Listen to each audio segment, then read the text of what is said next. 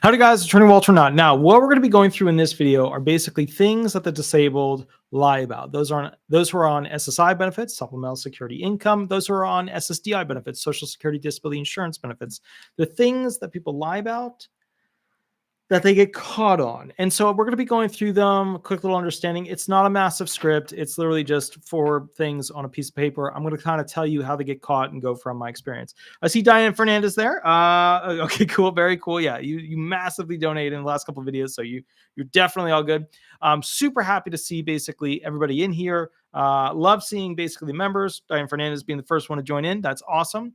Let's get right into this video because I think it's important to go through these things so you understand what are the top 4 things that people get caught. Because let's call it like it is. You could do a top 20 list, and most of them would not be relevant. But these are the ones where people really get zinged on. Right? Number 1, when the disabled person's parent dies. When the disabled person's parent dies, a lot of disabled people do not want to go ahead and report when their parent dies. A lot of disabled people are helping take care of their parent, and their parent basically will go ahead and pass away. And then that retirement check that the disabled person can usually get access to disappears. And when it disappears, it's one of those situations where then they're living on just disability benefits, which usually are not enough to go ahead and live and pay for stuff.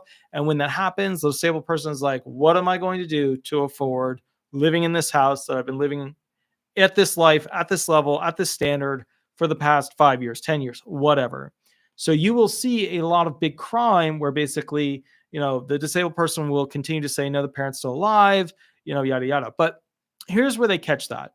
Number 1, the parent does not have any medical treatment anywhere because nobody's seen them. Number 2, the parent's Medicare, right, which they keep paying for because they want it to look like it's okay, has nothing on file as to the retired person actually going and seeking medical treatment. So after so many years of this, the SSA is going to reach out and say, hey, just checking in. How's it going? Go ahead and sign this form and say that you're still alive. And then, of course, the disabled person will fill out that form and be like, yeah, still alive. Everything's cool. Everything's awesome. And then the investigation happens. And then we find out that the person passed away and might have been in this country, might have been in another country. And then the disabled person gets basically sued by the SSA for criminal charges, overpayment, civil charges, crim, the whole lot. They go after them for everything.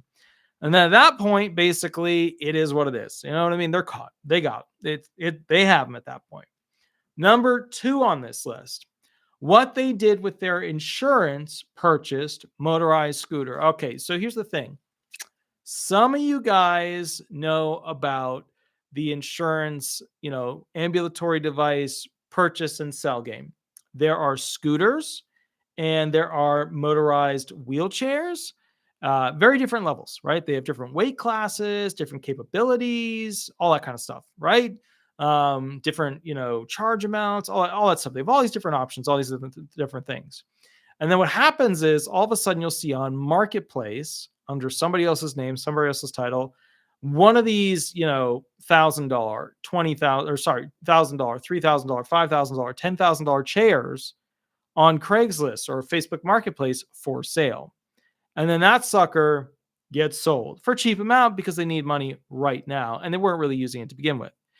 So just be aware that they are searching for those make, model, brand items that are attached to what Medicare will approve for purchase on Facebook Marketplace, on Craigslist, stuff like that. They search for it. So the moment that they see one of those, they try to reach out and basically figure out what the serial number is because they can link that. Once they link that, your butt is in a sling. Okay, so just heads up with that. Be aware when the insurance buys something for you because you claim you need it, it can either force a CDR situation where they're seeing if you actually need it beyond just the little form where a doctor fills it out, where they'll show up and ask you questions about it.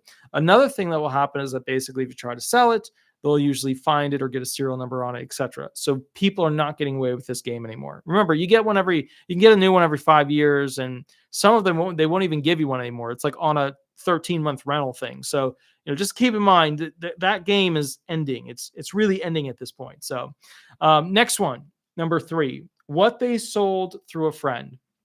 Okay, so a lot of you guys think you are pretty sly, pretty quick, pretty foxy, pretty on top of that, pretty getting through the stuff, the things, the wow.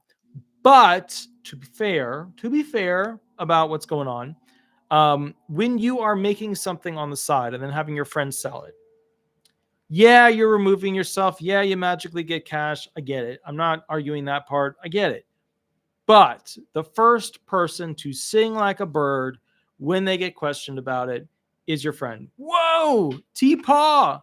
Whoa. Thank you. Thank you. Thank you. Thank you. Thank you. I really appreciate that. T-Paw with a massive, massive donation, which, by the way, let's catch up on like Thursday. That would be a perfect time.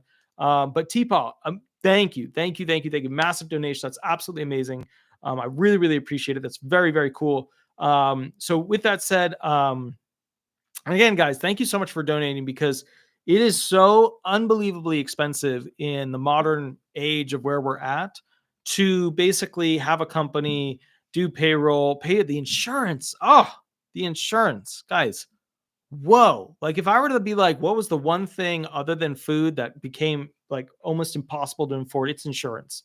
Insurance is out of control. It's out of control for businesses. It's out of control for houses. It is out of control. And it's not just a Florida thing. It's all over at this point. So again, T-Paw, mega, mega, mega thank you. That's absolutely amazing. That's incredible, incredible. Now, with that said, when you're selling through a friend, you just have to be careful, because some of your friends, and when you sell through a friend, some of your friends are not hardened criminals. Some of them are not attorneys. Some of them are not, people who have interacted with the legal field and know what to say, what to do, etc. Some of them are just Jenny, and Jenny wants to make a buck off of the thing you're making. And Jenny is going to sing like a bird. So the moment Jenny gets questioned about something that's being sold that somehow they got a heads up that attaches to you or has nothing to do with you, guess what? They're going to find out it's tied to you. So just be aware of that. I'm not getting into why you do it. I already know that. I'm not getting into what you make. I don't care. The widgets are nice, I'm sure, but just be aware of that. The final thing. Here we go. So, okay, afternoon late. Gotcha. No worries. Next thing. Okay, so here's the thing. A lot of disabled people, I'm not saying this in a mean way, but especially the VA people who like to vote. I'm just saying they I've seen quite a few VA guys who are on disability benefits that are out there voting, having a good time. And, their impairments would not normally allow for that. But with that said, again, well, there's another side to that too, which is the VA people get more with the attachment of the SSDI benefits. They have enough to own a boat, use a boat, etc. So that's why there's that. When you go boating, I just want to point something out. I just want to point something very simple out. Okay. When you go boating, most of you think that you know where the honey spot is, or like the spot that nobody knows where it is, or you know where to go. And you probably do. And when you go there, there's probably not going to be anybody there. But when you get back to the ramp, there's almost always going to be a picture taken of you. I'm going to say it again. And it's not always one of those cameras that's just sitting up on a pole.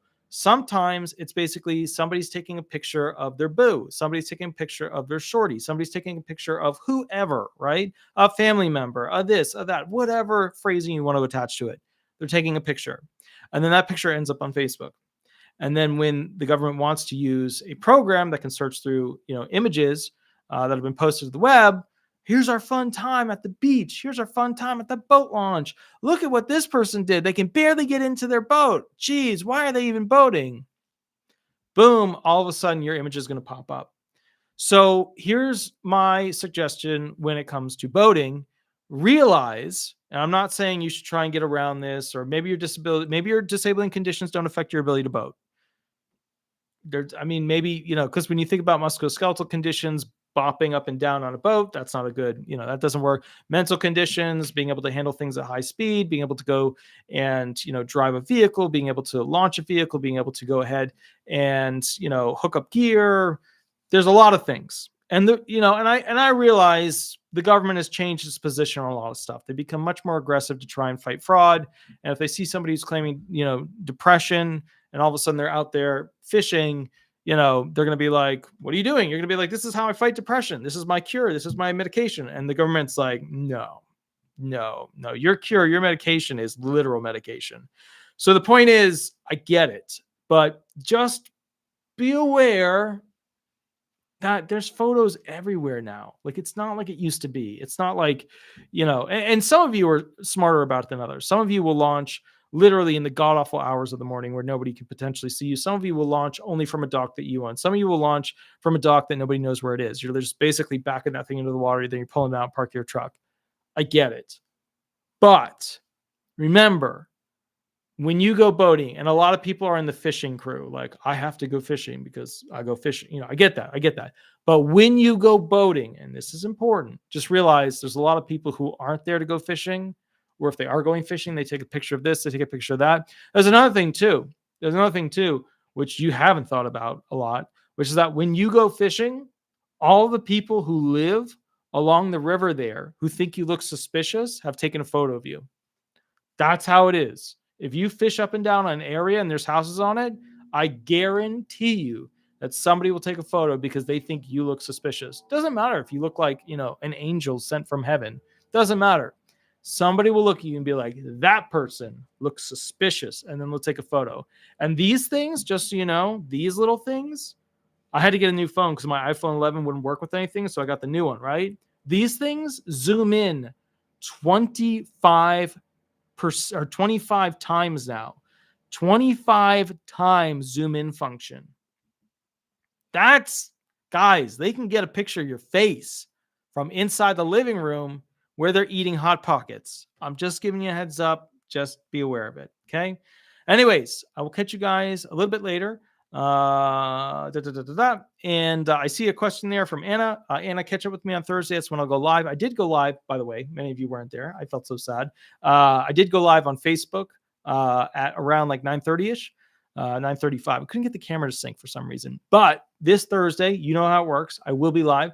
Super duper mega thank you to T-Paw for the mega donation. And I will catch you guys a little bit later. And thank you for being basically a part of the members. But just to answer Anna's question real quick, because she is a member, I'm confused about what SSDI people are supposed to do if they get a lump sum that is not taxed. So you have to ask yourself if this lump sum is in the form of unearned income, earned income. Is it not a form of income?